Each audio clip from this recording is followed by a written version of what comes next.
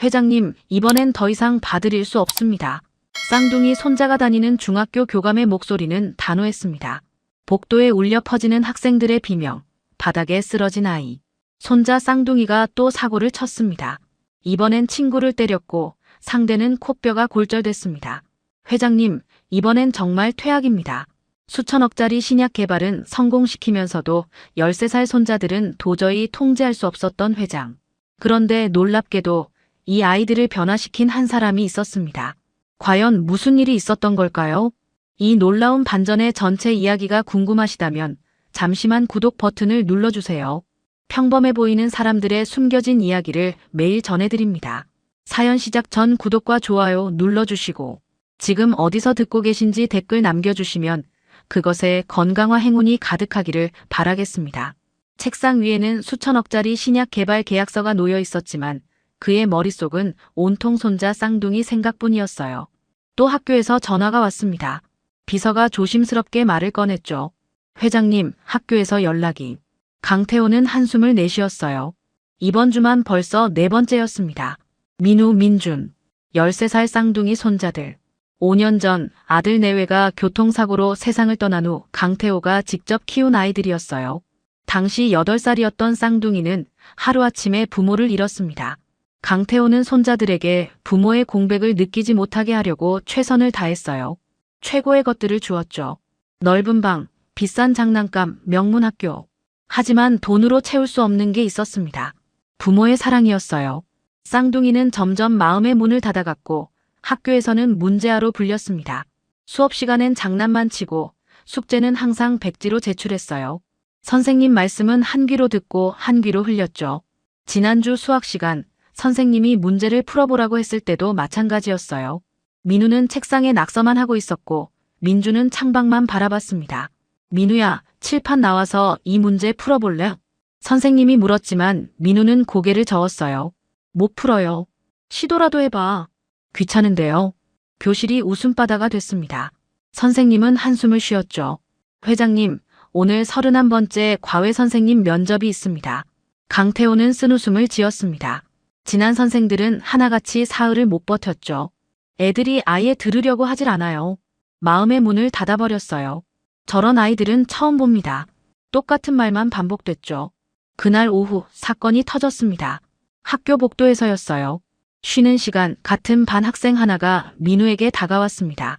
야, 강민우, 너 부모 없냐? 할아버지만 있고. 민우의 얼굴이 굳어졌어요. 그 학생은 계속 놀렸습니다. 부모도 없는 주제에 뭐가 그렇게 잘난 척이야? 그 순간이었습니다. 민우의 주먹이 날아갔어요. 퍽. 학생은 바닥에 쓰러졌고 코에서 피가 흘렀습니다. 복도가 순식간에 아수라장이 됐어요. 학생들의 비명이 울려 퍼졌죠. 선생님, 큰일 났어요. 담임 선생님이 달려왔을 때 민우는 멍하니 서 있었습니다. 주먹에는 피가 묻어 있었고 쓰러진 학생은 코를 감싸고 울고 있었어요. 병원으로 급히 옮겨진 학생은 코뼈 골절 진단을 받았습니다. 1시간 후 강태호는 급히 학교로 달려왔어요. 교감실 분위기는 차가웠습니다. 회장님, 그동안 정말 많이 참아왔습니다. 교감의 목소리는 단호했어요. 하지만 이번 사고는 다른 학생에게 심각한 부상을 입혔습니다. 코뼈가 부러졌어요. 정말 죄송합니다. 아이들이 부모를 일찍 잃어서 제가 잘 돌봐줬어야 했는데. 강태호의 목소리가 떨렸습니다. 피해 학생 부모님이 강경합니다. 합의를 거부하셨어요. 그날 저녁 피해 학생 부모에게서 전화가 왔어요. 회장님, 합의는 생각도 마십시오. 이미 경찰에 신고했습니다. 법적으로 대응하겠습니다. 강태호는 온갖 방법을 동원했습니다. 합의금을 제시했고 최고의 변호사를 보냈어요. 하지만 피해 학생 부모는 요지부동이었습니다. 돈으로 해결되는 문제가 아닙니다. 우리 아이가 얼마나 무서웠겠어요. 이틀 후 학교 이사회가 열렸습니다. 강태호는 직접 참석했어요. 머리를 숙이고 사죄했죠. 저희 손자가 큰 잘못을 저질렀습니다. 어떤 처벌도 받겠습니다. 하지만 한 번만 더 기회를. 하지만 피해 학생 부모는 단호했습니다. 기회는 이미 충분히 주셨습니다. 이번이 처음도 아니잖아요. 교장이 입을 열었어요. 회장님, 죄송하지만 이사회 결정입니다. 강민우 학생은 퇴학 처분입니다. 강태호는 고개를 들 수 없었습니다.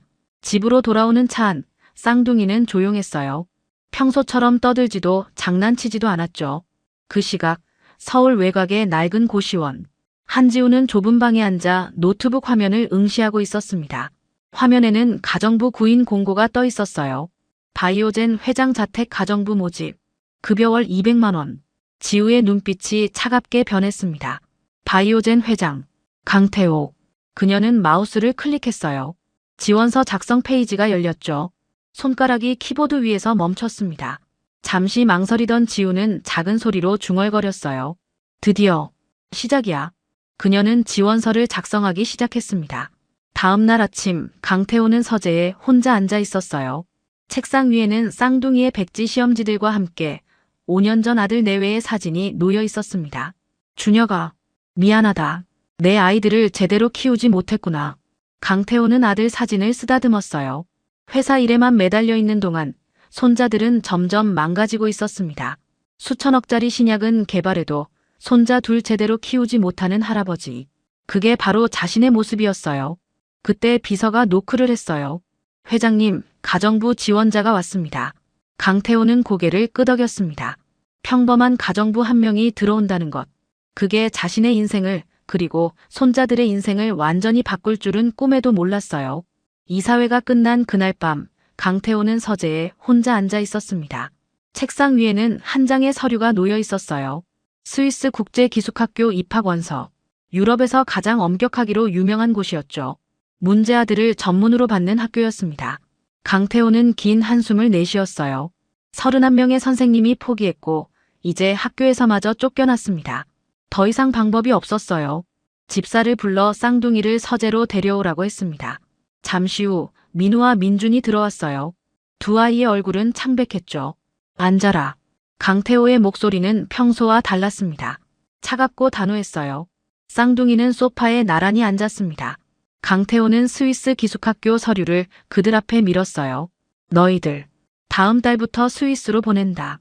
민우와 민준의 눈이 커졌습니다. 거기 엄격한 기숙학교가 있어. 군대식으로 운영되는 곳이야. 할아버지.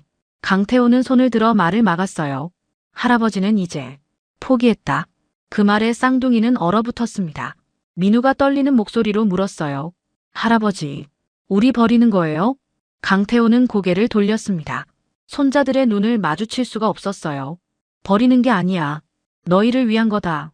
하지만 쌍둥이에게 그 말은 똑같이 들렸죠. 할아버지가 우리를 포기했다고. 나가봐라. 쌍둥이는 비틀거리며 서재를 나왔습니다. 그날 밤 쌍둥이 방에서는 낮은 울음소리가 새어나왔어요. 엄마 아빠도 없는데. 할아버지마저. 민준이 이불을 뒤집어 쓰고 흐느꼈습니다. 민우도 옆에서 조용히 눈물을 흘렸어요. 절망의 바닥이었습니다. 다음 날 아침 한지우가 강태호의 저택에 도착했습니다. 높은 담장과 넓은 정원, 그 안쪽에 거대한 저택. 지우는 정문 앞에서 잠시 멈춰 섰어요. 여기구나. 집사가 나와 지우를 안내했습니다. 이쪽으로 오시죠. 강태호는 바쁜 일정으로 급히 외출했고 지우는 바로 일을 시작하게 됐어요. 2층 복도를 지나다가 지우는 열린 방문 하나를 발견했습니다. 안을 들여다보니 쌍둥이가 짐을 싸고 있었어요.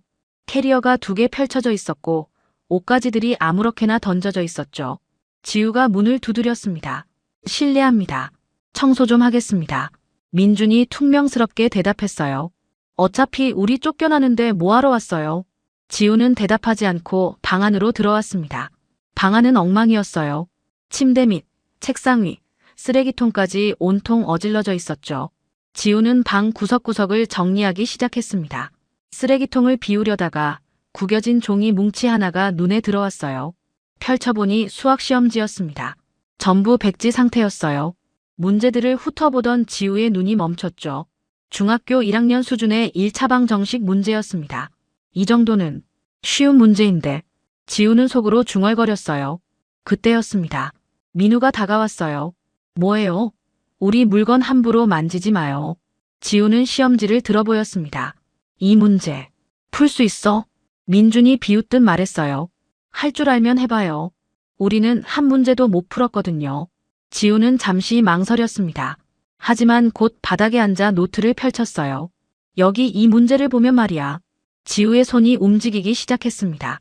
간단한 그림 몇 개를 그리더니 복잡해 보이던 문제가 술술 풀렸어요. X는 여기로 옮기고 숫자는 여기로 모으면 되는 거야.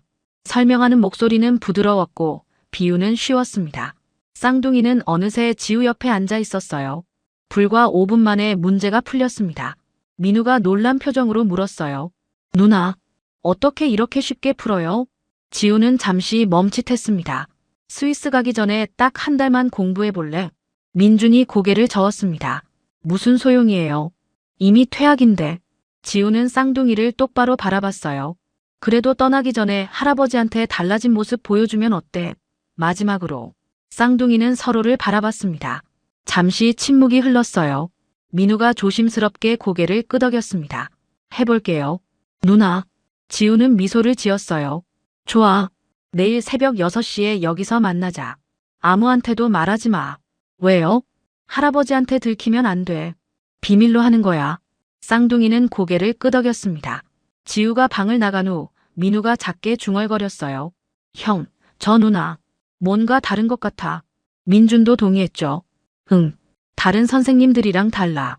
그날 밤, 지우는 좁은 고시원 방으로 돌아왔습니다. 책상 위에는 메모 한 장이 놓여 있었어요. 지우는 그걸 물끄러미 바라봤습니다. 한 달만 하자. 지우는 작게 한숨을 쉬었어요. 다음 날 새벽 6시, 쌍둥이 방 앞 복도는 조용했습니다. 지우가 먼저 도착해 문 앞에 서 있었어요. 잠시 후 방문이 조심스럽게 열렸습니다. 민우와 민준이 잠옷 차림으로 나왔어요. 머리가 산발이었고 눈은 반쯤 감겨 있었죠. 정말 왔네. 민준이 놀란 듯 중얼거렸습니다. 약속했잖아. 자, 들어가자. 세 사람은 쌍둥이 방으로 들어갔어요. 지우는 가방에서 노트와 연필을 꺼냈습니다. 오늘은 지난번 그 문제부터 다시 풀어볼까? 민우가 시험지를 가져왔어요. 지우는 문제를 하나씩 설명하기 시작했습니다. 이 문제는 말이야, 사탕을 나눠주는 거랑 똑같아. 10개를 3명한테 나누면 3개씩. 그리고 하나 남아요. 민준이 대답했습니다. 맞아. 그게 바로 나머지야. 수학도 똑같은 거야. 지우의 설명은 달랐어요. 어려운 용어 대신 쉬운 이야기로, 복잡한 공식 대신 그림으로 풀어냈죠. 쌍둥이는 처음으로 수학이 재미있다고 느꼈습니다. 와, 이렇게 하니까 쉬워요. 민우가 감탄하며 말했어요. 너희가 못하는 게 아니야. 그냥 방법을 몰랐을 뿐이지. 지우는 부드럽게 웃었습니다. 1시간이 훌쩍 지났어요. 오늘은 여기까지. 내일 또 만나자. 네, 누나. 쌍둥이가 동시에 대답했습니다. 지우는 복도로 나왔어요. 누나라는 호칭이 자꾸 가슴을 찔렀습니다. 이틀째, 사흘째, 매일 새벽 6시, 비밀 수업은 계속됐어요. 쌍둥이는 조금씩 변하기 시작했습니다. 수업 시간에 딴짓하던 아이들이 이제는 선생님 말씀을 듣기 시작했어요. 민우야, 이 문제 풀어볼래? 담임 선생님이 물었을 때 민우는 더 이상 고개를 젓지 않았습니다. 한번 해볼게요.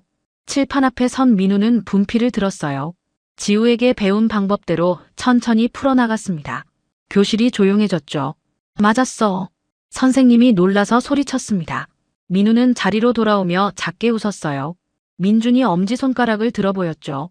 집에 돌아온 쌍둥이는 방으로 달려갔습니다. 곧 지우가 올 시간이었어요. 누나, 오늘 나 문제 맞췄어. 민우가 신이 나서 말했습니다. 정말 잘했네. 지우도 진심으로 기뻐했어요. 아이들의 순수한 기쁨이 지우에게도 전해졌죠. 누나 덕분이야. 누나가 알려준 방법대로 하니까 풀렸어.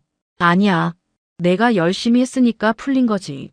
그날부터 쌍둥이는 더욱 열심히 공부했습니다. 몰래 조용히. 하지만 진심으로요. 일주일이 지났습니다. 강태호는 이상한 점을 발견했어요. 쌍둥이가 밤늦게까지 방에 불을 켜놓고 있었습니다. 뭐 하는 거지? 호기심이 생긴 강태호는 살금살금 방문 앞으로 다가갔어요. 문틈으로 안을 들여다봤죠. 민우와 민준이 책상 앞에 앉아 공부하고 있었습니다. 백지로 내던 숙제장이 이제는 글씨로 가득했어요. 강태호는 숨을 죽였습니다. 형, 이 문제 어떻게 푸는 거야? 민준이 물었어요. 누나한테 내일 물어봐. 누나가 제일 잘 가르쳐줘. 민우가 대답했습니다. 누나. 강태호는 고개를 갸우뚱했어요. 새로 들어온 가정부를 말하는 걸까? 하지만 확신할 수 없었죠. 이틀 후 학교에서 전화가 왔습니다. 회장님, 민우 학생이 오늘 수학시험에서 70점을 받았습니다. 담임 선생님의 목소리는 흥분으로 가득했어요. 뭐라고요? 강태호는 믿을 수 없었습니다. 민준 학생도 65점입니다. 두 학생 모두 처음으로 낙제점을 벗어났어요. 강태호는 전화를 끊고 멍하니 앉아 있었어요. 분명 과외 선생을 구하지 못했는데 아이들 성적이 올랐습니다. 도대체 무슨 일이지? 저녁 강태호는 식사 시간에 쌍둥이를 불렀습니다. 너희들 요즘 누구한테 공부 배우니? 쌍둥이는 서로 눈치를 봤어요. 민우가 먼저 입을 열었습니다. 그냥 혼자 공부했어요. 혼자? 갑자기 혼자서 이렇게 성적이 오를 수 있니? 형이 도와줬어요. 민준이 거들었죠. 강태호는 믿기지 않았습니다. 정말 아무한테도 안 배웠어? 네. 쌍둥이가 동시에 대답했어요. 너무 큰 소리라 오히려 수상했죠. 강태호는 뭔가 숨기고 있다는 걸 직감했습니다. 좋아. 그럼 계속 열심히 해라. 하지만 속으론 의심이 커져갔어요. 분명 뭔가 있었습니다. 식사 후 강태호는 서재로 들어가 집사를 불렀습니다. 최근 2주 동안 집에 누가 드나들었습니까? 특별한 방문객은 없었습니다. 회장님. 직원들은 가정부가 새로 들어온 것 말고는 변동이 없습니다. 강태호는 턱을 괴고 생각에 잠겼어요. 새로 들어온 가정부. 한지옥. 뭔가 놓치고 있는 게 분명했습니다. 그날 밤 쌍둥이 방. 아이들은 이불 속에서 웅성거렸어요. 형, 할아버지가 눈치챈 것 같아.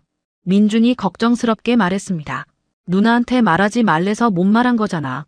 민우가 변명했죠. 근데 우리 성적 오른 거 진짜 신기하지 않아? 응, 누나 덕분이야.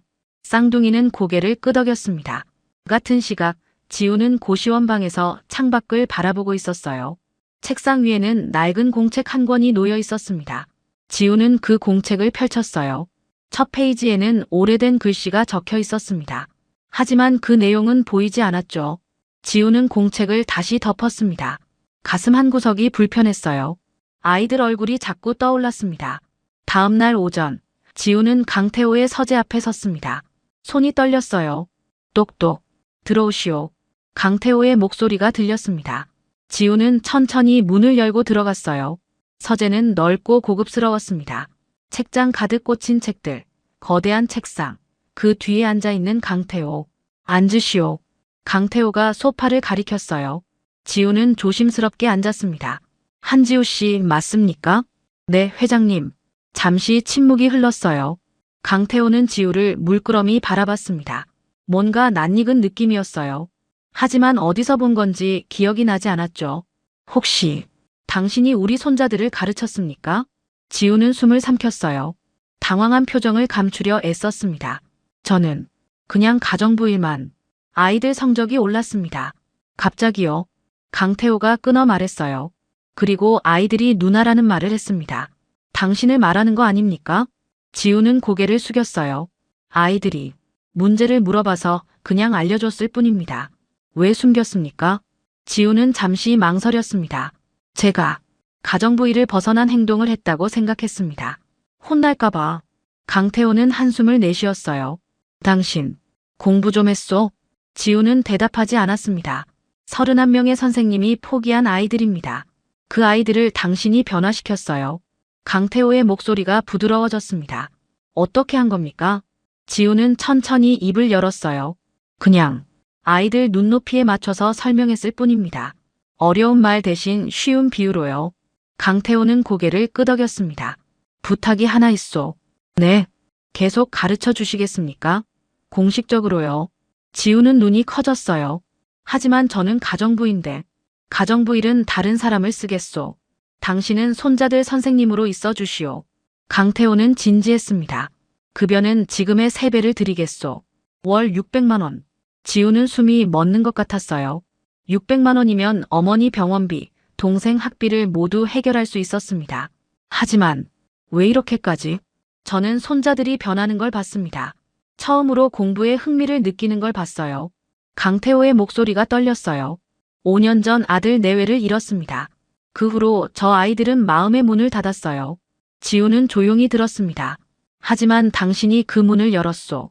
어떻게 하셨는지 모르겠지만 강태호는 창밖을 바라봤어요. 제발 부탁이요. 저 아이들을 구해주시오. 지우는 가슴이 먹먹했습니다. 알겠습니다. 하겠습니다. 고맙소. 강태호는 처음으로 미소를 지었어요. 하지만 한 가지만 물어봐도 되겠습니까? 무엇이요? 혹시 무슨 목적이 있는 겁니까? 강태호의 눈빛이 날카로워졌습니다. 지우는 순간 얼어붙었어요. 무슨 말씀이신지. 갑자기 나타나 손자들을 가르치고 거절도 하지 않고. 보통은 아니지 않소? 지우는 침착하게 대답했어요. 저는 그냥 아이들이 불쌍해서요. 부모를 잃은 아이들이라는 걸 알았거든요. 강태호는 잠시 지우를 응시했습니다. 그리고 천천히 고개를 끄덕였어요. 그렇소. 미안하오. 너무 의심했군요. 아닙니다. 당연한 질문이십니다. 강태호는 자리에서 일어났어요. 내일부터 공식적으로 시작하시오. 방은 2층에 마련해 드리겠소. 여기서 지내라는 말씀이신가요? 그게 효율적이지 않겠소? 손자들과 가까이 있으면서 가르치는 게. 지우는 잠시 망설였습니다. 하지만 거절할 이유가 없었어요. 감사합니다. 서재를 나온 지우는 복도에 서서 한숨을 내쉬었습니다. 계획대로 되고 있었어요. 집안에 들어왔고 신뢰를 얻었습니다. 하지만 왜인지 가슴이 불편했죠. 그날 저녁 쌍둥이는 소식을 듣고 환호했습니다. 진짜? 누나가 우리 선생님이 돼. 민우가 소리쳤어요. 그것도 같이 살아. 민준도 신이 났죠. 응. 내일부터 2층 방에서 지낼 거야. 와. 쌍둥이는 서로 얼싸안고 기뻐했습니다. 지우는 그 모습을 보며 미소를 지었어요. 하지만 그 미소 뒤에는 복잡한 감정이 숨어 있었습니다. 그날 밤 강태호는 서재에서 오래된 사진첩을 꺼냈어요. 아들 준혁의 사진들이 가득했습니다. 그중 한 장을 물끄러미 바라봤죠. 20대 초반의 준혁이 누군가를 안고 웃고 있는 사진이었어요. 하지만 상대방 얼굴은 찢어져 있었습니다. 강태호는 한숨을 쉬었어요. 준혁아, 내가 남긴 아이들을 이제 제대로 키워야겠구나. 그리고 사진첩을 덮었습니다. 같은 시각, 지우는 고시원 짐을 싸고 있었어요. 많지 않았습니다. 옷가지 몇 벌, 책 몇 권, 그리고 낡은 공책 한 권. 지우는 그 공책을 가방 깊숙이 넣었어요. 내일부터 시작이야. 창밖으로 보이는 서울의 야경. 지우는 마지막으로 고시원 방을 둘러봤습니다. 이 좁은 방에서의 생활도 이제 끝이었어요. 하지만 새로운 시작이 편하지만은 않았습니다. 다음 날부터 지우는 2층 방에서 지내기 시작했습니다. 쌍둥이 방 바로 옆이었어요. 첫날 밤, 지우는 혼자 방에 앉아 있었습니다. 책상 위에는 낡은 공책이 놓여 있었어요. 지우는 공책을 펼쳤습니다. 첫 페이지에는 오래된 사진이 끼워져 있었어요. 20대 초반의 남자가 젊은 여자를 안고 웃고 있는 사진이었습니다. 아버지 강준혁, 그리고 어머니. 하지만 어머니는 정식 부인이 아니었어요. 내연녀였습니다. 지우는 사진을 쓰다듬었어요. 아버지는 재벌가 장남이었고 어머니는 평범한 회사원이었죠. 둘은 사랑했지만 강태호 회장은 반대했습니다. 신분이 맞지 않는다고. 결국 아버지는 다른 여자와 결혼했어요. 그리고 쌍둥이가 태어났습니다. 하지만 어머니 뱃속에도 아이가 있었어요. 바로 지우였죠. 지우는 인정받지 못한 채 태어났습니다. 아버지는 가끔 몰래 찾아왔어요. 돈을 주고 갔죠. 하지만 따뜻한 말 한마디 없었습니다. 지우가 5살 때 아버지는 교통사고로 세상을 떠났어요. 그 후로 연락은 완전히 끊겼습니다. 할아버지 강태호는 쌍둥이만 데려갔죠. 정식 손주들만. 지우와 어머니는 버려졌습니다. 23년.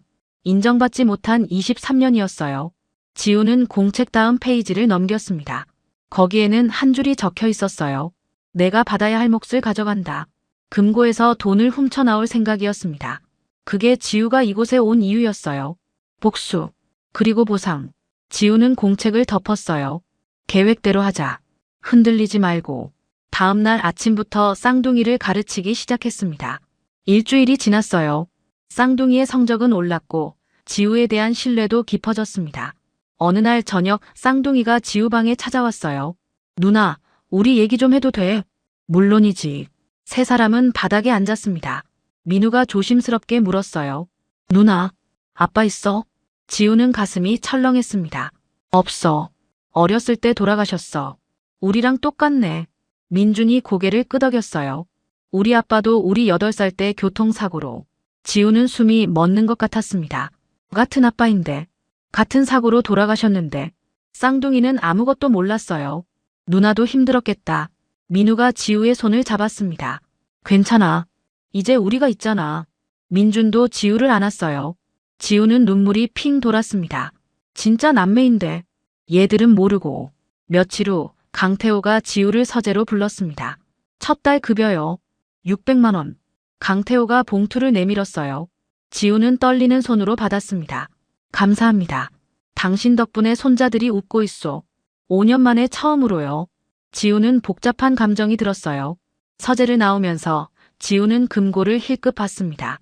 벽 한쪽에 있는 커다란 금고. 저 안에 뭐가 들어있을까?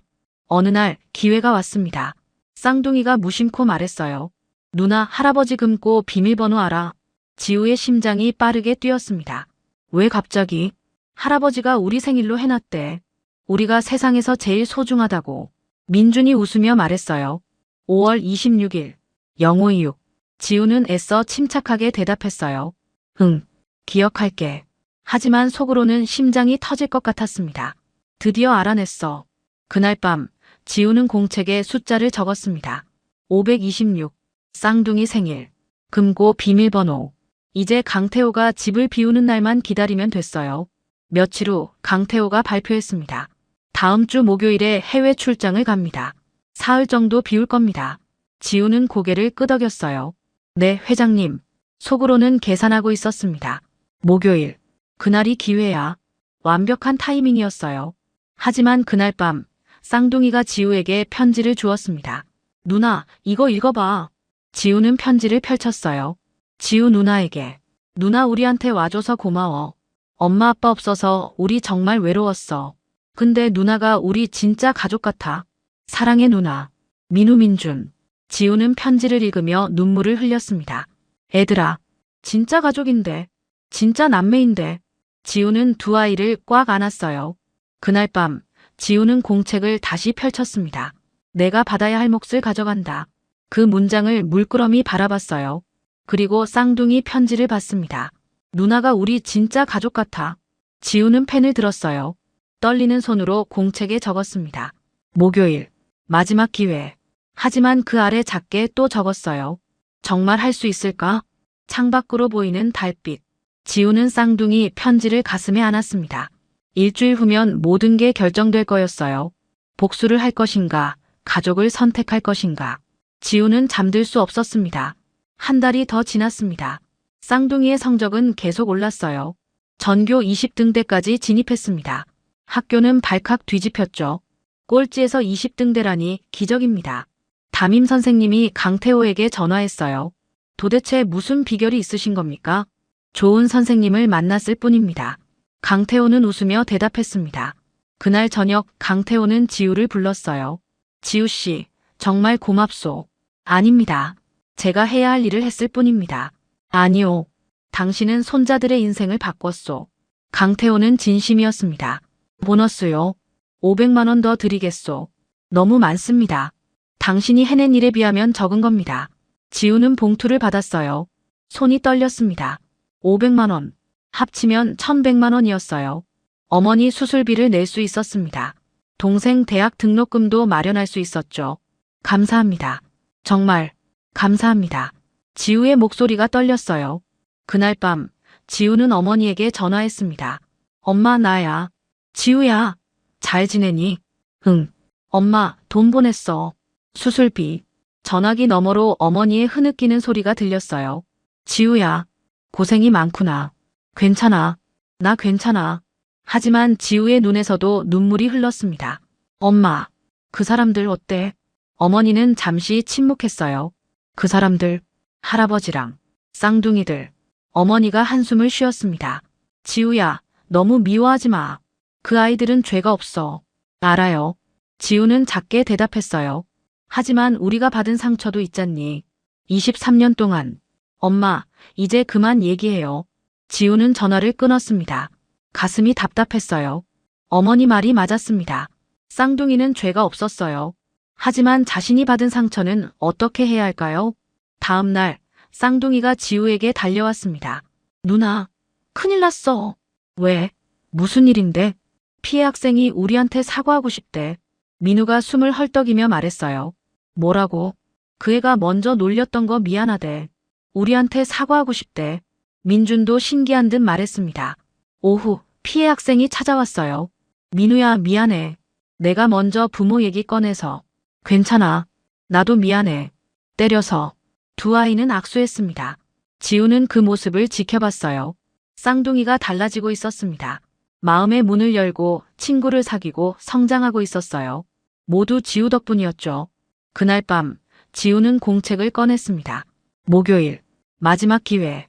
이틀 후면 강태호가 출장을 갑니다. 그날이 바로 금고를 열 날이었어요. 지우는 펜을 들었습니다. 하지만 쓸 말이 없었어요. 대신 쌍둥이 얼굴만 떠올랐습니다. 누나라고 부르던 목소리, 안기던 따뜻함, 편지에 적힌 사랑한다는 말.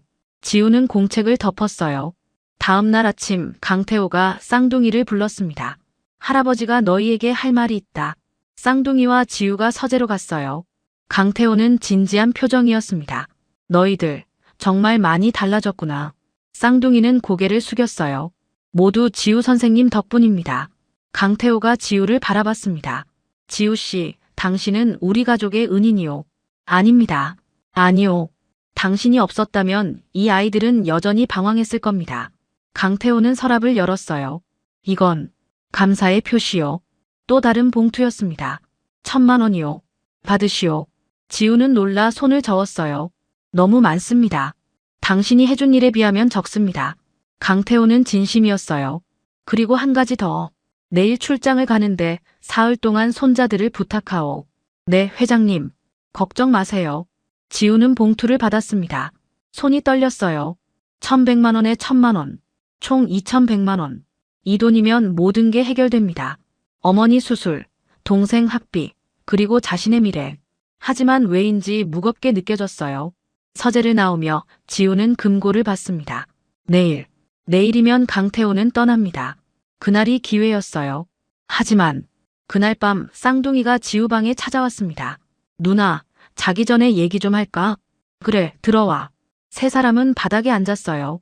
민준이 조심스럽게 말했습니다. 누나, 우리 정말 행복해. 민우도 고개를 끄덕였어요. 누나 오기 전엔 매일 우울했는데 이제는 아침이 기대돼. 지우는 가슴이 뭉클했습니다. 나도 너희 덕분에 행복해. 정말? 응, 정말. 지우는 두 아이를 안았어요. 쌍둥이도 지우를 꽉 안았습니다. 누나, 영원히 우리랑 있어줘. 민준이 작게 중얼거렸어요. 지우는 눈물을 참았습니다. 그날 밤 지우는 잠들 수 없었습니다. 천장을 바라보며 생각했어요. 내일이면 모든 게 결정됩니다. 복수를 할 것인가, 가족을 선택할 것인가. 지우는 공책을 꺼냈어요. 526. 금고 비밀번호. 손가락으로 그 숫자를 쓰다듬었습니다. 쌍둥이 생일. 같은 아버지를 둔 남매의 생일. 지우는 공책을 덮었어요. 내일. 결정하자. 창밖으로 보이는 달. 지우는 작게 한숨을 쉬었습니다. 목요일 아침이 밝았습니다. 강태호는 공항으로 떠났어요. 손자들, 잘 있어라. 지우씨, 부탁하오. 네, 회장님. 조심히 다녀오세요. 쌍둥이와 지우가 손을 흔들었습니다. 차가 떠나고 저택은 조용해졌어요. 쌍둥이는 학교로 갔고 집사와 직원들은 1층에 있었습니다. 지우는 시계를 봤어요. 오전 9시. 지금이었습니다. 지우는 천천히 강태호의 서재로 향했어요. 손이 떨렸습니다. 서재 문을 열었어요. 금고가 벽 한쪽에 있었습니다. 지우는 금고 앞에 무릎을 꿇었어요. 손을 뻗었습니다.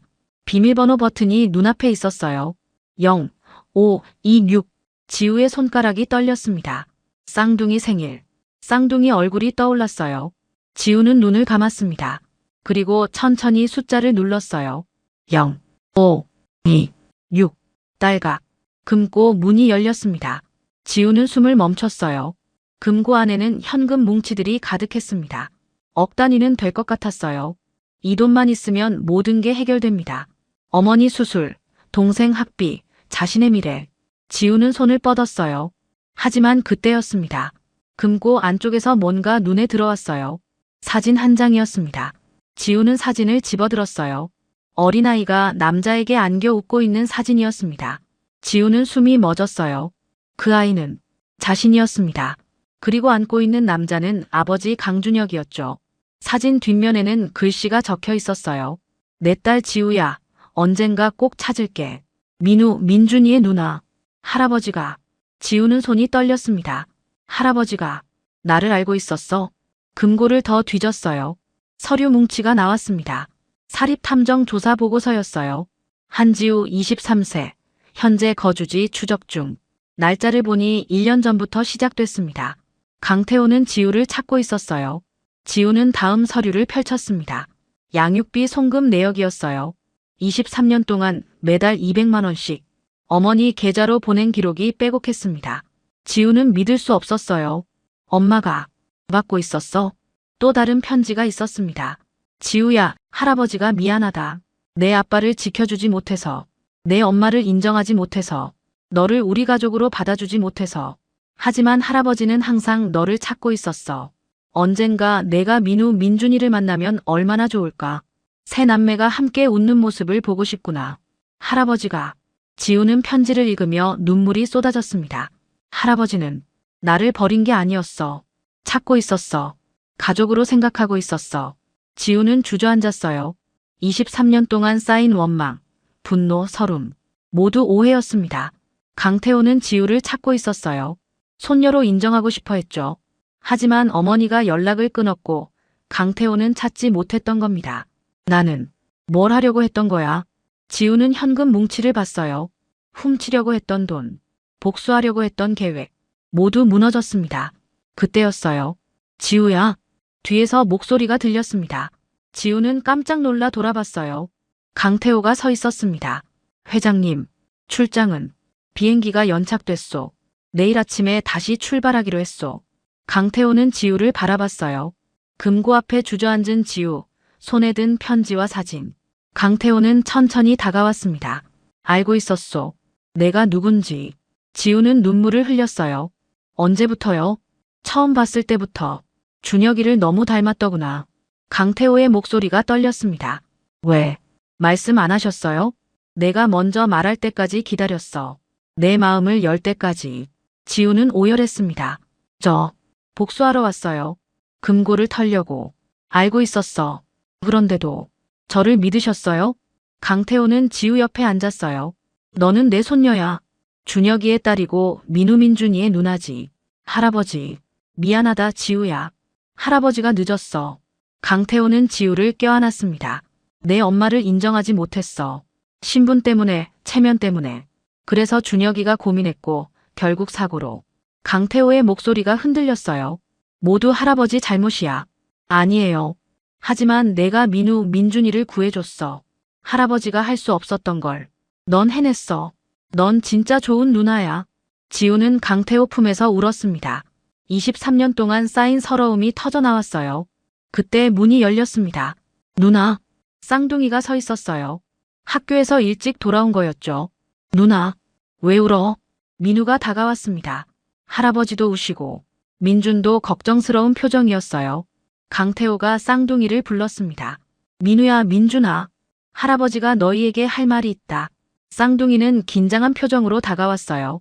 지우 선생님은 말이야. 강태호는 지우를 바라봤습니다. 너희의 진짜 누나야. 같은 아빠를 둔. 쌍둥이는 얼어붙었어요. 뭐? 라고요? 민우가 물었습니다. 너희 아빠 준혁. 그 사람이 지우 누나의 아빠이기도 해. 민준이 지우를 바라봤어요. 그럼 누나가 우리 진짜 누나였어? 지우는 눈물을 닦으며 고개를 끄덕였습니다. 응, 미안해. 말 못해서. 쌍둥이는 잠시 멍하니 서 있었어요. 그러다가 동시에 지우에게 달려왔습니다. 누나. 두 아이가 지우를 안았어요. 진짜 누나였어. 우리 진짜 누나 생겼다. 민우가 울며 소리쳤습니다. 그럼 이제 영원히 같이 있을 수 있는 거야? 민준도 물었어요. 지우는 두 아이를 꽉 안았습니다. 응, 이제 우리 가족이야. 강태호는 그 모습을 지켜보며 미소를 지었어요. 눈가에 눈물이 맺혔습니다. 그날 밤 강태호는 가족 회의를 열었습니다. 서재에 4사람이 모였어요. 할아버지, 지우, 그리고 쌍둥이. 지우야, 이제 공식적으로 우리 가족이 되어주겠니? 강태호가 물었습니다. 지우는 눈물을 글썽이며 고개를 끄덕였어요. 네, 할아버지. 내일부터 호적에 올리겠다. 강지우. 우리 강씨 가문의 일원이야. 쌍둥이가 박수를 쳤습니다. 그리고 내 어머니도 모셔오고 싶구나. 그분도 우리 가족이야. 지우는 놀랐습니다. 정말 괜찮으세요? 늦었지만 이제라도 바로잡고 싶다. 준혁이가 사랑한 사람이잖니. 강태호의 목소리가 떨렸어요. 할아버지, 감사합니다. 지우는 강태호의 손을 꽉 잡았습니다. 그날 밤, 지우는 어머니에게 전화했어요. 엄마, 나야. 지우야, 무슨 일이니? 엄마, 할아버지가 우릴 가족으로 받아주셨어. 전화기 너머로 어머니의 흐느끼는 소리가 들렸습니다. 정말이니? 응. 이번 주말에 올라오세요. 지우의 목소리도 떨렸어요. 6개월이 흘렀습니다. 가을이 깊어가는 어느 날이었어요. 학교 게시판 앞에 학생들이 모여들었습니다. 야, 강민우 강민 좀 봐. 한 학생이 소리쳤습니다. 강민우 전교 5등, 강민준 전교 7등. 교무실도 술렁거렸어요. 1년 전만 해도 꼴찌였던 아이들이 이제는 우등생이 됐습니다. 회장님, 정말 놀랍습니다. 담임 선생님이 강태호에게 전화했어요. 민우가 학생회장 선거에 출마했습니다. 그래요? 잘 됐군요. 강태호는 미소를 지었습니다. 그날 저녁 저택거실. 온 가족이 모여 있었습니다. 강태호, 지우 어머니, 지우 쌍둥이, 그리고 지우 동생까지. 식탁은 웃음소리로 가득했어요. 누나, 나 이번에 5등 했어. 민우가 자랑스럽게 말했습니다. 나는 7등. 민준도 웃었어요. 정말 잘했어. 누나가 너무 자랑스러워. 지우는 두 남동생을 안았습니다. 강태호가 잔을 들었어요. 건배를 제안하고 싶소. 우리 가족을 위해. 모두 잔을 들었습니다. 우리 가족을 위해. 잔이 부딪히는 소리가 울렸어요. 식사 후 지우는 쌍둥이와 함께 정원을 산책했습니다. 누나, 물어봐도 돼? 민준이 조심스럽게 말했어요. 응, 뭐든지. 처음에 우리한테 올 때 다른 이유가 있었어? 지우는 잠시 멈춰 섰습니다. 솔직하게 말할게. 처음엔 복수하려고 왔어. 민우가 놀란 표정을 지었어요. 할아버지한테 인정받지 못한 게 억울했거든. 금고에서 돈을 훔칠 생각이었어. 쌍둥이는 조용히 들었습니다. 하지만 너희를 만나고 달라졌어. 너희가 진심으로 누나를 따라주니까. 지우는 두 아이를 안았어요. 이제는 복수 같은 거 생각도 안 해. 너희가 내 진짜 가족이니까. 민우가 지우를 꽉 안았습니다. 우리도 누나가 진짜 가족이야. 민준도 함께 안았어요. 1년 후, 봄이 찾아온 어느 날이었습니다. 강태호의 서재에는 가족 사진이 새로 걸렸어요. 할아버지, 지우 어머니, 지우 쌍둥이 동생. 5사람이 환하게 웃고 있는 사진이었습니다. 강태호는 그 사진을 바라보며 중얼거렸어요. 준혁아, 봤니? 내 아이들이 모두 함께 웃고 있어. 사진 옆에는 아들 강준혁의 사진이 있었습니다. 미안하다 아들아. 내 사랑을 인정하지 못해서. 하지만 이제는 바로 잡았단다. 그날 저녁 지우는 자신의 방에 앉아 있었습니다. 책상 위에는 낡은 공책이 놓여 있었어요. 지우는 공책을 펼쳤습니다. 복수 계획이라고 적힌 페이지. 지우는 펜을 들었어요. 그리고 그 위에 크게 적었습니다. 가족. 공책을 덮으며 지우는 미소를 지었어요. 창밖으로 보이는 정원. 쌍둥이가 축구를 하며 놀고 있었습니다. 누나, 같이 놀자. 민우가 소리쳤어요. 지우는 창문을 열고 대답했습니다. 지금 갈게. 지우는 방을 나섰어요. 계단을 내려가며 벽에 걸린 가족 사진들을 봤습니다. 이제는 자신도 그 안에 있었어요. 정원으로 나가자 쌍둥이가 달려왔습니다. 누나, 공 잡아봐. 민준이 공을 던졌어요. 지우는 웃으며 공을 받았습니다. 강태호는 2층 창문에서 그 모습을 지켜봤어요. 지우 어머니가 옆에 섰습니다. 행복해 보이네요. 어머니가 작게 말했어요. 그래요. 이제야 우리 모두 행복합니다. 강태호는 미소를 지었어요. 정원에서는 웃음소리가 울려 퍼졌습니다. 할아버지, 엄마, 누나, 남동생들 모두가 함께 웃고 있었어요. 지우는 하늘을 올려다봤습니다. 아빠, 우리 행복해요. 바람이 불어왔습니다. 마치 대답하는 것처럼. 지우는 다시 웃으며 쌍둥이와 뛰어놀았어요. 복수는 끝났습니다. 이제 남은 건 가족뿐이었어요. 진짜 가족. 꿈은 포기하는 것이 아니라 잠시 미뤄두는 것입니다. 그리고 진정한 가족은 피가 아니라 진심에서 시작됩니다. 가장 큰 복수는 용서였고 가장 큰 행복은 가족이었습니다. 여러분은 지금 어떤 가족과 함께 계신가요? 혹시 용서하지 못한 사람이 있나요? 여러분의 이야기를 댓글로 나눠주세요. 구독과 좋아요는 더 많은 이야기를 전하는데 큰 힘이 됩니다. 여러분 모두에게 좋은 일만 가득하기를 진심으로 바랍니다. 진심으로 바랍니다. 진심으로 바랍니다. 진심으로 바랍니다.